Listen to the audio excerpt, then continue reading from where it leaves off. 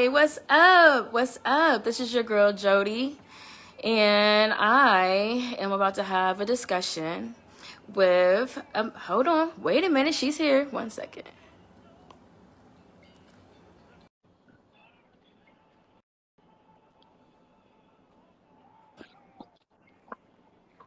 Hi. Hey, How are you? good. Did I cut in too soon? Oh no, it's never too soon for a guest to cut in. Oh, well, This is thank about you. you, Thank you, you. I'm looking for the and remote. These kids and these shows that they watch,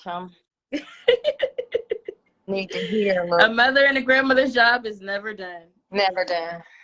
And that's okay. I'm up for it. Up for Yeah, it as best as I can. yeah. So, Okay. let's, So can you introduce yourself to everyone and also tell us a little bit about, I know yesterday you found your granddaughter after yes, she went missing for about, was it like 3 days? yes. So I want you to introduce yourself and Okay. also tell us a little bit about the situation with how your granddaughter went missing. And are you you're the guardian for I'm full one. custody. Yes, You have full custody. yes. Is it just one grandchild, or do you have multiple? I know you were up to like how many grandchildren? The most grandchildren were you taking care of at one time? Well, actually, I'm taking care of four, Hmm. and I have full custody of one. Okay. And it goes to show that our children is what we're seeing happen is not always a reflection on their parent, on their guardian, because there are some parent scenarios where they may need some help. I started to show the lady's house where it's a runaway house. You My still name there? is but I did catch some of the things you were saying in regards to the robberies and the unruliness and the cars jacking and the stealing of the cars and things of that nature. Um, but my main concern is that we want to make everything someone else. First of all, we need to be held accountable as parents, and I don't mean like, oh, well, my child, this, that, and the other. When someone says something that your child is doing, or when you're looking at Facebook, Instagram, TikTok, and all those things that your children are involved in, and you're not paying attention, it's real. It's real. These kids out here, we do need some, we need a therapeutic center, a community therapeutic center, not just a recreation center, because those things are not going to draw them in, first of all. Secondly, our city is traumatized, and that's understandable, but that's no excuse for your child or even my granddaughter to be out there doing those things that are being done. I will walk the streets. I wish the only reason I didn't show the house where the children were yesterday is because I need to do more research. I don't want to put anyone in harm's way, because our kids have these little rivals against one another. You hear your kids talking. I can hear them loud and clear. They need help. We need to stand up and not keep on. Are you afraid of your children? Because that's the way it feels when you can't discipline, because it becomes the case. But then if something else happened tragically, it's your fault. So we're in the catch-22. But in order for us, the community, to take back our community, we need to walk the streets. I'm willing to walk Parkwood and Danoon and East Haven or wherever. Okay, Tanya. Let me ask you this. Do you consider your grandchild to be an at risk youth? I consider all of our children at risk. And the reason why I say that is because my granddaughter was a 4.0 student. My granddaughter had an organization called Taste of Hope, and we had merged with Welcome to Your Identity. Um, I believe that the apple don't fall far from the tree in parenting. When we have to coexist with one household that don't do what's what's expected at the other household, it becomes confusing for the child. And I say that because all of our children, if we don't get on the same page, they're all at risk. We're at risk. And you can see that we're at risk. You're at risk of not knowing what's going to happen when you go to the grocery store. But again, there's so many of us that have turned a blind eye in regards to what our grandchildren and our children are doing. For us grandparents that are raising children, we already don't get the help that we deserve. You don't get the respect because the kids are angry at what the parents are doing. So then you got to deal with that type of issue too. We have to coexist and co-parent, and that's kind of hard when you have different values. You know, I'm not the youth these days are at risk because they don't know the values. We have to replant, turn soil, take our communities back, not always call the police. I mean, I'm not saying I'm not anti-police. All right. So to continue to answer your question, pull your phone out a little bit because we don't see you. We just see your nose and all the way up. There you go, beautiful. Thank you. The help that we need, we're working on behind the scenes. At-risk youth, all of them are. The pandemic have done things in regards to our socialization skills. I believe the parents or the adults that are videoing the kids fighting, that is not funny. You know, it leads to retaliation of some sort. You know, we end up crying about our babies. I cry for the mothers that lose and have lost their children. And until we stand up, and so the things that they're experiencing in regards to the trauma, like I was saying, we cry over our babies and we're aware of the things that they're doing. We're not stupid. Quit being blinded. Quit thinking the street code of silence is what it is. It's not. Because what I advocate for is protection and saving these children's life. My granddaughter's life and all other children deserve. Okay. So they deserve to live.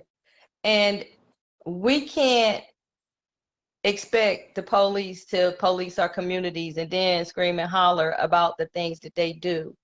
If your child don't respect you, how do you expect them to respect anybody else?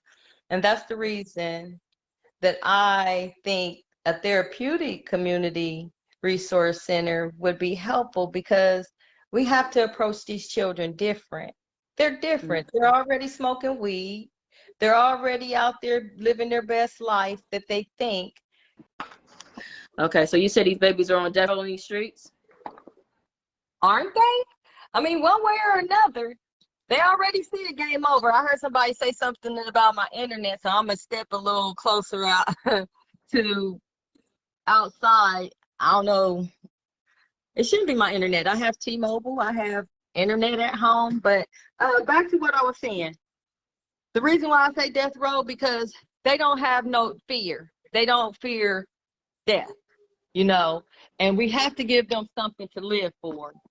And when I say to live for, that means allowing them to be themselves.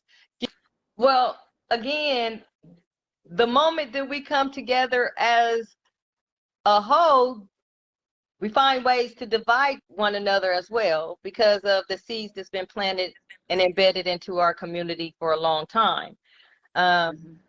We're awake to the point where in the 90s, when Spike Lee said, "Wake up," he screamed it from the top of his voice, and I love it. Wake up! Because if we keep staying silent and sleep, we're sleeping on the next generation. This was done by design. Now Yes. we're depending on the government for everything. We don't even get to talk biblically in regards to our spirituality. And it ain't about just a book. It's about what's been planted in you and us through our ancestors. We're the only ones that truly, we need to be cultivated. We need to be taught what we're worth. And these children that's running rapid, they're reachable. If the parents get involved and the grandparents, and I know that you're tired. There's times that I felt tired. But at the end of the day, after you done buried them, you're no longer tired. You're part of you are gone. So why wait until you at that point when you act? Hey, real quick. I know that we're gonna do a separate discussion and interview about your boys. But can you tell them just a little bit about your sons and why this is so important to you as far as like the community and your grandchildren and what's going on? Can you? We're talking I'll get your testimony, a full interview next time. But go ahead. So I've buried 2 children, and one of them was my granddaughter's father, and the other one her uncle, and not to mention a 2-year-old grandson that was hit by a car. I choose not to merge those conversations in with this one because at this point in time, we need to address what needs to be done to stop these teenagers from doing what they're doing. We need to hold other parents accountable, because we as the community, if you see the house next door being a teenage runaway spot, that's what we need to address. We need to address the things of the living. I'm going to advocate and fight for my children for the rest of my life. But I'm here to save lives at this point in time, not just my granddaughters, because she wants to help the kids that's out there. There's kids that's running away from Hilliard and Dublin, and it has no bearing on what you give them. So you found your granddaughter at a runaway home? Can you tell us what that is? Like some of it, I didn't even know those existed. So I didn't even know those homes existed. So these are like regular people that have a home and they just let kids come in and live there? It's crazy. You heard what I said when I was walking down Elaine. And then we found her on Parkwood. And it's not the first time. If I would have been able to went live while the kids was walking out the house at 7 o'clock in the morning, I don't know if the mom was at work that morning, but she was there at one of the point in times where I had to go get my granddaughter. This house is a nuisance.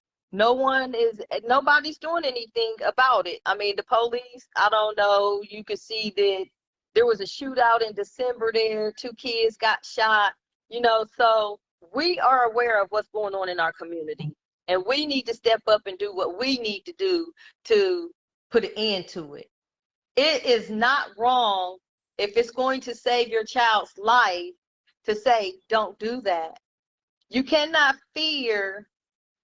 We weren't built with fear. So you should not fear the things that they say, because a lot of them, if you just ask how they're doing, they'll reply. Sometimes we have to be the bigger person. But again, just like we vote elected officials out, if the nonprofit organizations that say that they're going to do some of these programs and they have not found a way to connect with them, it's time to do something different. If we have different behaviors and we're all different in some kind of way, it's time to wake up and see what it is. Put them on the platform. And I don't mean even in detention centers, it shouldn't just be punishment. There are some children that's made some really difficult decisions, but at the end of the day, they need much more than just a recreation center, because that's not going to pull them in. Give them the platform. Start doing some things that will have the community involved in it. You don't have to be no star baby to be in my show. Let them know. Open up the Martin Luther King venue and let them put on their own show. Yes, we'll do security and make sure they don't have any weapons. We got to be creative. It's time to be creative. It's time to cultivate our children. Give them what we missed out on because we were keeping up with the Jones. And I mean that financially. So right now, everybody getting all this stimulus money, and they'd rather buy TVs than buy life insurance. These are things that these children don't know. They didn't know that they lost their grandmother's house for property taxes. We have to educate our people. We have to stand with our people. We have to be stern. I am extremely, my granddaughter said she keep doing what she doing because I'm strict. I'm not strict. I'm your protector. I don't allow her to go to Easton by herself because the things that happen in Easton. Now, there's people that have a different opinion where their kids run rapid. But why the heck don't you know where your child is? And why should I have to be afraid to go somewhere to spend my hard-earned money? It don't work like that. Be accountable for what our children is doing, period. Get involved with them. Sit and watch a movie with them. Listen to them without talking to them and talking at them. You can sometimes hear something that you don't like from your mate and keep your mouth shut. So you should be able to do the same thing with your child or your children, and then try to go back and reevaluate or reestablish some kind of communication with them, because they want to talk. They're expressing their anger and what they don't have or what they think is. I got a two-part question for you. Okay. So as far as the police, I know you mentioned when you was doing your walk yesterday, when you were searching for your baby, about the police and the game over. So how can the police, I know right now there's an issue between, like, there's a little friction between the community and police relations right now. But what would you like to see from the police in order to support us, not just criminalize, but how can the police support these babies out here? I believe that they're trying to figure out a way as well. They're frustrated too because they feel like their hands are tied. They catch them, they take them to the detention center. They're released within 12 to 24 hours. So they're right back on the streets. And the police don't know what to do. They don't know what to do with our adults that are in crisis. So what are they going to do to our children? When you say game over, it sounds like you're playing Fortnite and whatever that game is, Grand Theft Auto, with them. That's not how it should be. If you're going to, again, to be in this unsafe environment, job, world, because it's all right now in chaos. It's not just the teens, it's them, it's us. So we all have to figure out and be creative to get together. And that's why I'm saying, if we communicate and community and police our own community. I think a little bit of everybody is frustrated right now. The headline news, I mean, every day you're in the headlines is our young people. They're out knocking their granny in the head and stealing her car and hitting her with her own car. They're out doing shootouts. They're being shot at 5 o'clock in the morning. They're riding bikes. I just read one the other day where a man was riding his bike, and I don't know how many teams it was, but they done rode up on him on a bicycle, put a gun to him, robbed them, and rode off again on their bicycles. So I mean, like, everyone is a little frustrated right now. Everyone is frustrated. The community is frustrated. The parents are frustrated. The city is frustrated. The police officers are frustrated. Everyone is frustrated right now. Well, and that's my point. During our frustration, when we encounter or walk these neighborhoods, because again, I'm going to continue to be active in regards to the community. We say these things, but you don't see these things. We have all these nonprofits, we have the police, but what about us? What about us? See, we need to take our pain and turn it into power and passion. And so amongst our frustration, anything that is negative in regards to our hands being tied and so on and so forth, I feel again needs to be challenged by becoming creative. Okay. If we do away with some of the nonprofits that really are not using their federal funds to do or to create or captivate these teens mentally, because it's mental.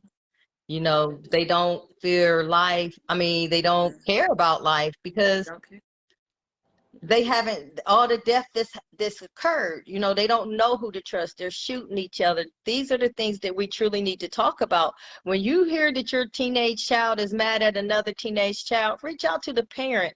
I don't care if you don't like me. I don't care. But if we're going to save each other's child from Jesus. tearing our lives apart, we need to be responsible enough to do it. You know, and then at that point, if we can't come to a conclusion together, then that's when you get the police involved. But up until that point, we should be wise enough and respectful enough to be able to. And yes, we've been divided for a long time, but aren't you tired of having fish fries for a drive-by? Aren't you tired of having to have a dollar night sale in order to lay your baby to rest? Come on, man. These are things that are known. These things did not just start overnight. It escalated from, oh, let's pull it together. Let's find a way to get a therapeutic community where they can go, and a outreach center where they can go do their music, where they can go write and put down things on paper. A recreation center for $25 million is appreciated, but it's not needed. Let's do things that are needed. Let's get creative. Let's teach culture where they know where they come from. Let them know.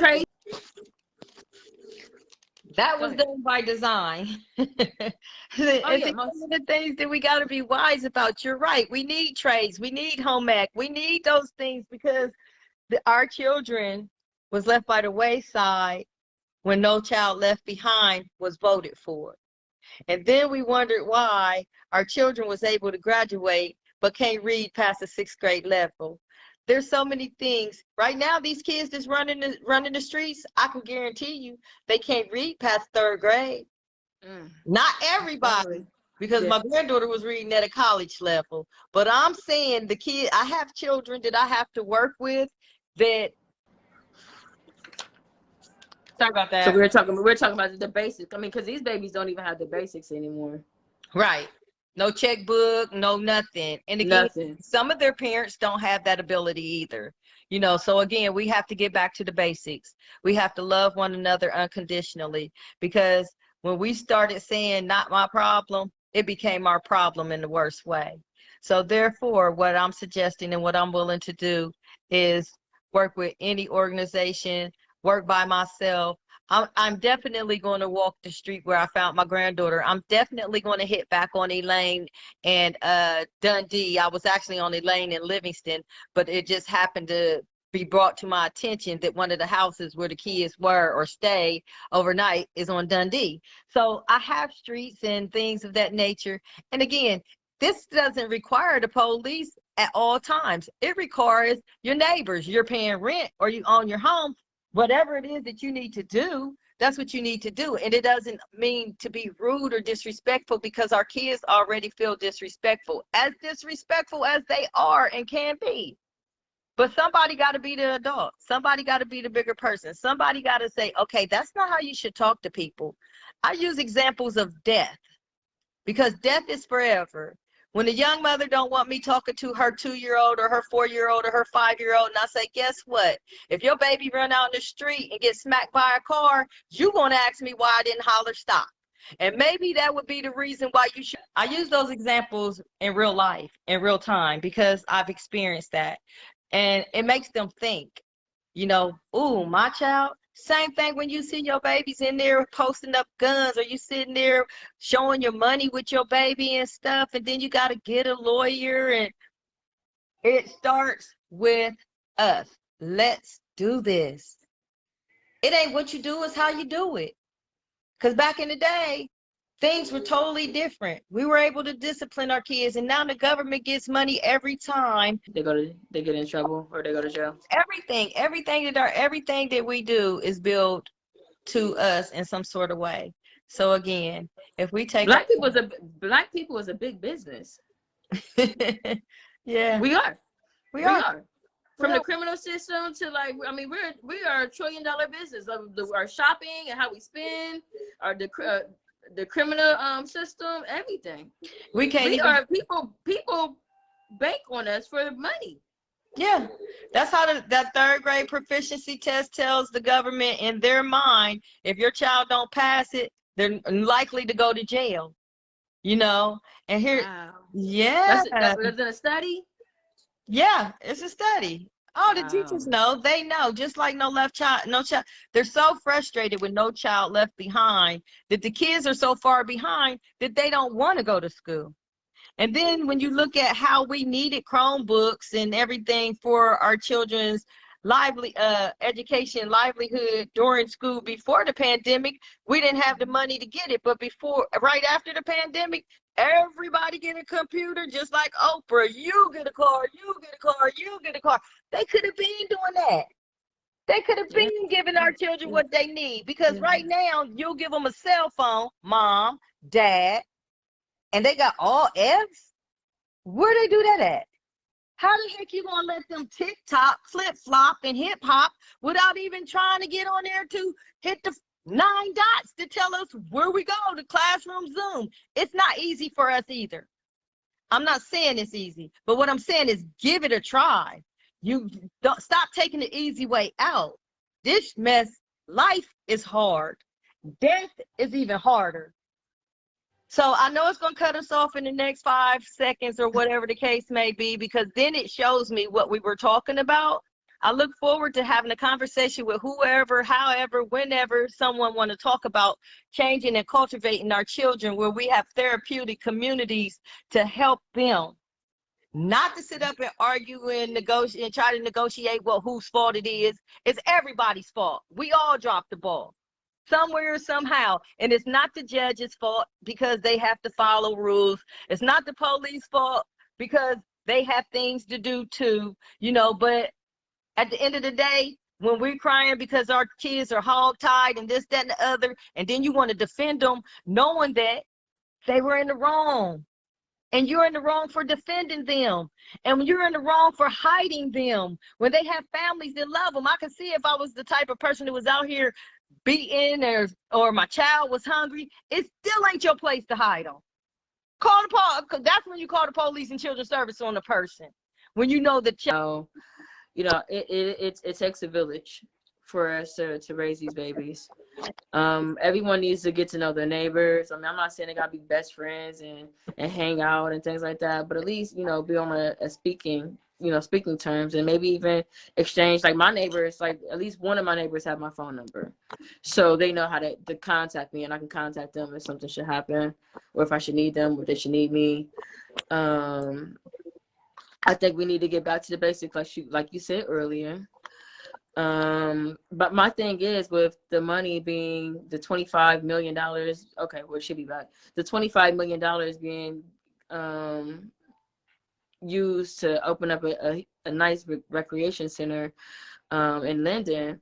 The shooters and the kids that's out here robbing and shooting and things like that, those aren't the babies that show up at the recreation centers. I mean, I even talked to kids that, they said, look, I don't feel safe. They said when we try to sit on the curb in our neighborhoods, the police harass us, and we can't sit outside on our porches and on the curbs and things like that, because we get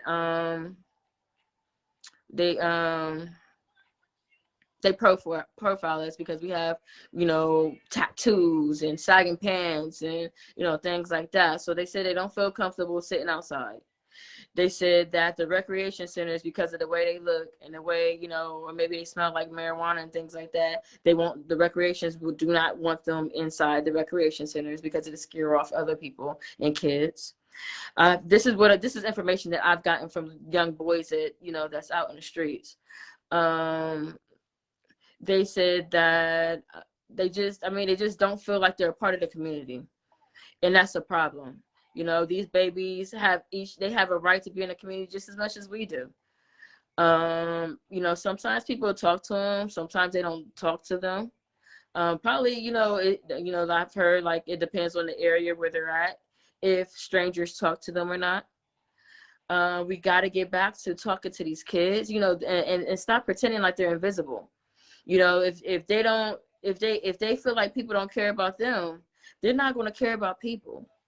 And like Judge Hawkins said the other day, she said, look, they're not being rewarded in school for, you know, good behavior, and they're not getting, you know, accolades, and they're not getting any type of positive reinforcement.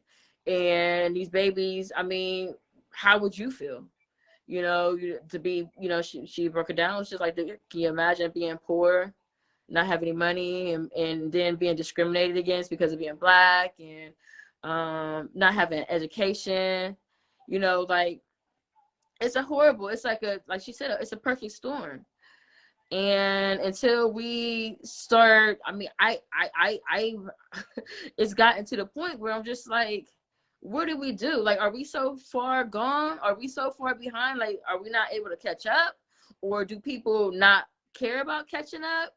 Or they're just gonna, you know, leave folks behind and just think about themselves? But what they don't understand is, if those folks that you're leaving behind and the kids that you're leaving behind, they can affect your perfect little life.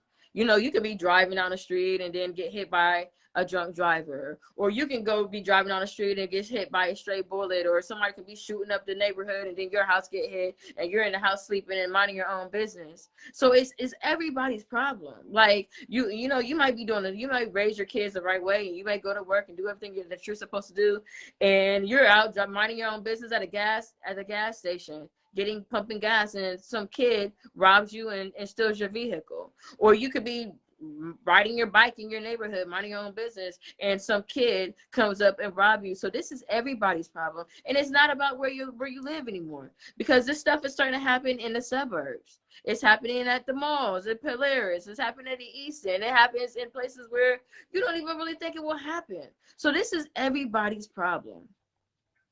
This is everybody's problem. And, you know, the police are frustrated. Like I said earlier, the city of Columbus, I guess they're trying to figure it out. I mean, they're doing surveys and they're doing this and doing that. But the thing is, in order for you to get change, you got to bring the people that's experiencing whatever's going on out here to the table and let them explain it to you, what's going on, and let them help you. Let them help you help them. You have to give them a seat at the table. That's one thing that people like about what I do, is I talk to everybody. I can talk to the city leaders. I can talk to the community leaders. I can talk to the youth. I can talk to the drug dealers. I can talk to any homeless people.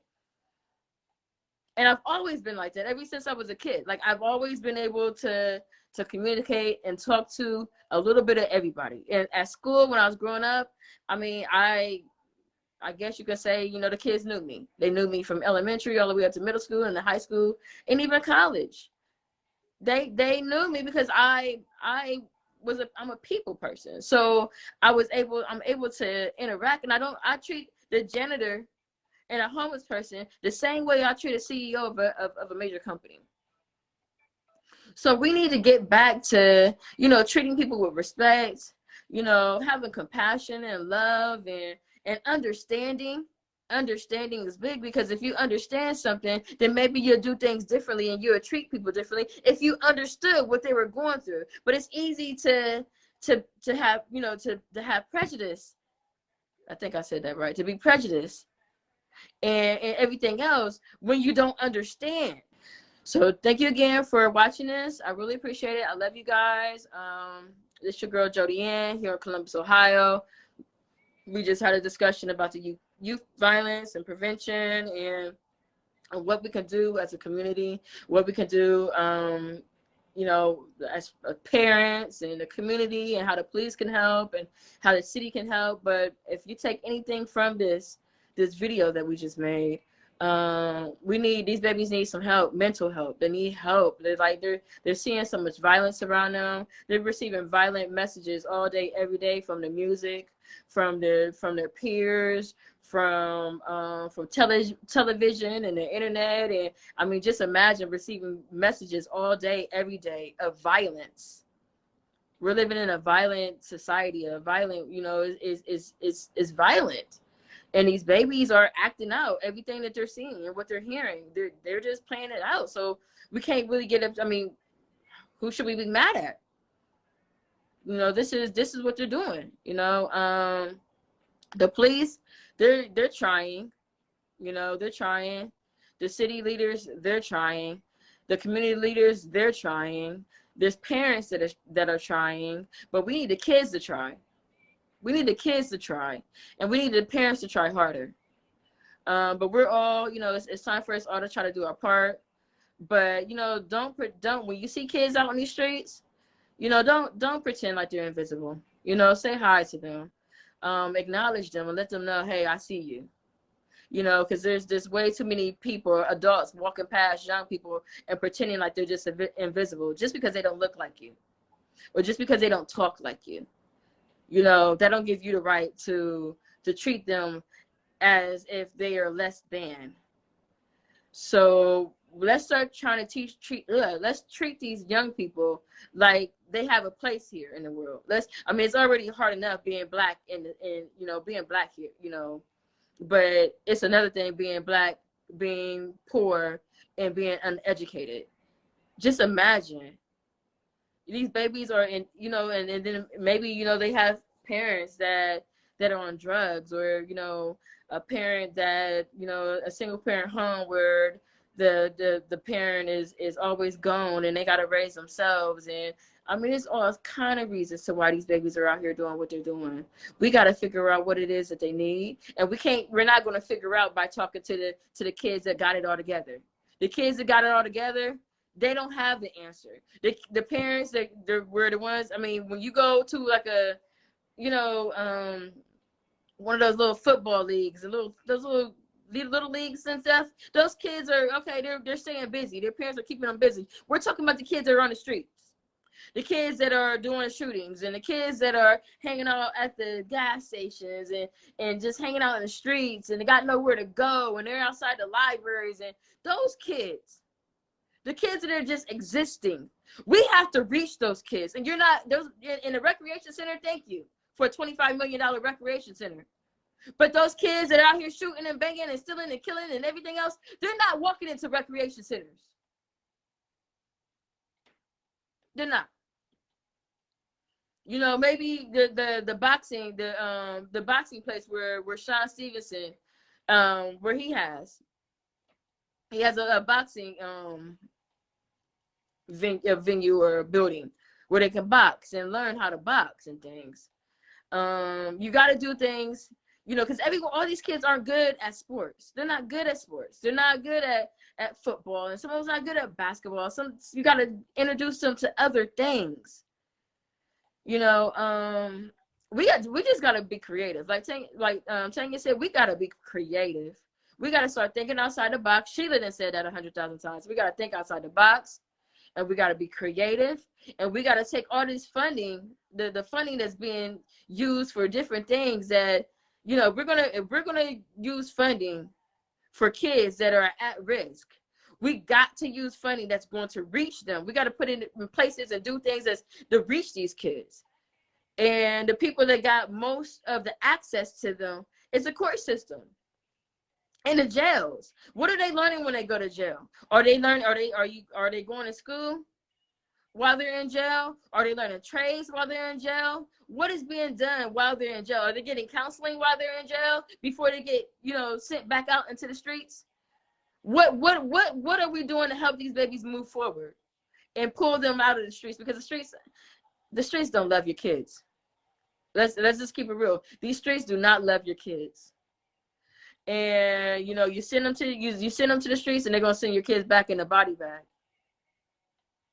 So we got to get these babies out the streets. We got to reach these kids, because these kids they're not just shooting and killing other kids that's in the streets. They're going after innocent people that and no one deserves to be shot and killed or have anything stolen from them and things like that. Nobody.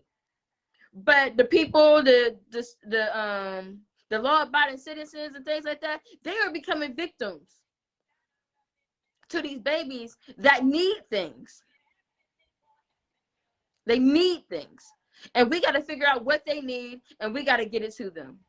And if we don't, like Judge Hawkins said to me the other day, we're going to be doomed.